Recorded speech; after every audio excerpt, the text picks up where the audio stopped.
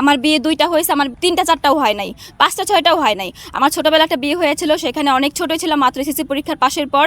তারপর হচ্ছে দীর্ঘদিন আমি সিঙ্গেল ছিলাম, 10 বছর পরে ওনার সাথে আমার পরিচয়, এরপর ওনার সাথে আমার বিয়ে। প্রমাণ দিতে পারে আমি কারো কাছ থেকে এ পর্যন্ত টাকা হাতিয়ে নিয়েছি, এমন কোনো প্রমাণ যদি দিতে পারে, বা আমি এই উনাকে ছাড়া, উনাকে, ওটা হচ্ছে আমার সেকেন্ড ম্যারেজ, এটা সবাই জানে, এছাড়া যদি অন্য কোনো বিয়ে করে থাকি, আমার যদি কোনো কাবিনের ডকুমেন্টস, তালাকের ডকুমেন্টস বা কোনো কিছু যদি দিতে পারে, তাহলে আপনাদের বিচারে যা হয়, যে শাস্তি হয় আপনারা আমাকে দিবেন, আমার কোনো সে নাই। সাইফুল হচ্ছে আসলে আমার খালাতো ভাই, উনি ওনার কথাটা বলতেছে, কিন্তু ওনার সাথে আমার বিয়ে শাদী কিচ্ছু হয় নাই।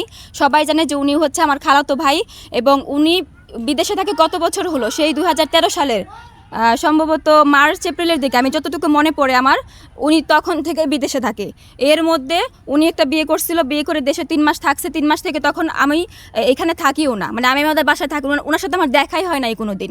এই পর্যন্ত টানাই 10 বছর 11 বছর উনি বিদেশে থাকতেছে, উনি দেশেই আসলো না, তাহলে আমার বিয়েটা হলো কিভাবে? বা উনি যে বলতেছে ওনার সাথে টাকা খাইছি, উনি আমার আপন খালাতো ভাই, মানে কিভাবে আমি কি করলাম? খালাতো ভাইকে নিয়ে যদি এরকম ব্লেম দেয়, আমার তো একটা খালাতো ভাই না, অনেক খালাতো ভাই আছে।